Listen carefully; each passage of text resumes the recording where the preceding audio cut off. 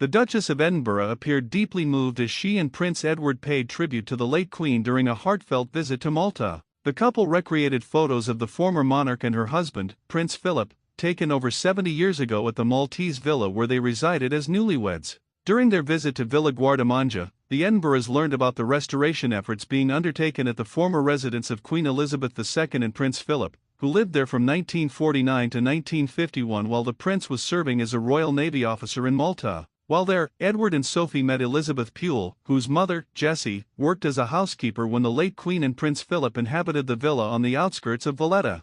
Welcome to the royals. Please don't forget to subscribe and click the notification bell, so you don't miss any updates about the British royal family. Edward told her, "I know that my mother spotted your mother in a crowd when she came on a visit. She never forgot her." The couple was given a tour of the house, where they explored an exhibition featuring photographs of the late Queen and Prince Philip displayed in the garden. During their visit, Edward and Sophie waved to two individuals standing on a balcony of a nearby property that overlooked the garden. At one point, the Duke and Duchess found a moment of privacy at the far end of the garden, near a dilapidated fountain, where they engaged in conversation and absorbed their surroundings. Midway through the tour, bells rang out, specially rung by a local priest in honor of their visit. To conclude the tour, Edward and Sophie posed for a photograph on the villa's roof, and they were asked to switch positions to recreate a famous image of the late Queen and Prince Philip taken on that same roof decades earlier. Giancarlo Azzopardi, assistant curator at Heritage Malta, noted that there is a strong attachment between the villa and the British royal family,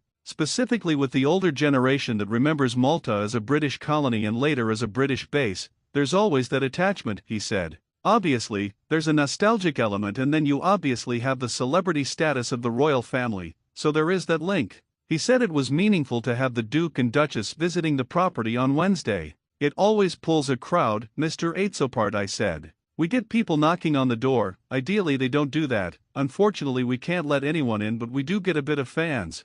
He also told of a misconception that the late Queen was living in Malta as a regular sailor's wife. He said, "The princess was living here at a time when there was a question about whether or not independence was going to happen, and the princess was at work putting on a public image for Britain, for post-war Britain. Despite the idea, the misconception, that she was here as a regular sailor's wife, she was quite busy. Every single day she was at an event." Heritage Malta has been granted around €10 million, £8.4 million, to restore the dilapidated property and plans to refurbish it as a 1950s house by 2030/31. Thanks for watching. Please don't forget to like this video and drop comments, and most importantly don't forget to subscribe and hit the notification bell so you don't miss out anything.